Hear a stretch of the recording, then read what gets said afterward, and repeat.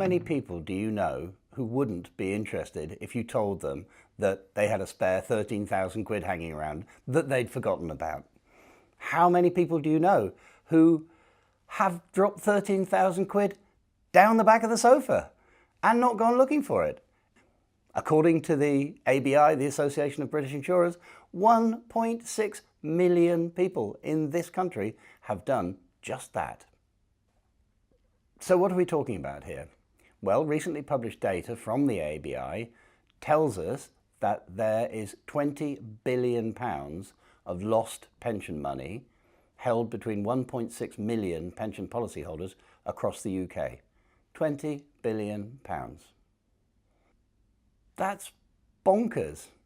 So what's being done about it? Well, the government have identified a solution, the Pensions Dashboard, which should allow most people to explore what their historic pension entitlements were and where they currently reside, and has been discussed for a significant period of time now, years in fact, between the government and the industry deciding on the best way to do this thing and critically who's going to pay for it.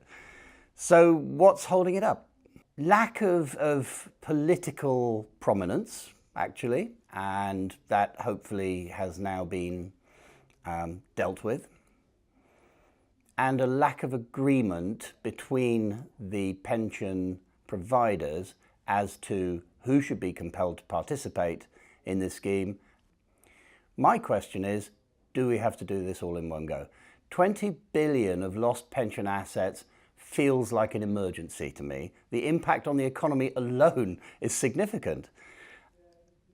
There must be a way that we could arrive at a, let's call it halfway house, a beginning step anyway, to allow people relatively simply to enter, for instance, their national insurance number. Every single pension scheme that ever gets registered with HMRC contains a national insurance number, and therefore simply pulling together a database of pensions and national insurance numbers should allow an individual to search relatively quickly for any lost pension assets they might own. It's time to stop talking about it and get on with it.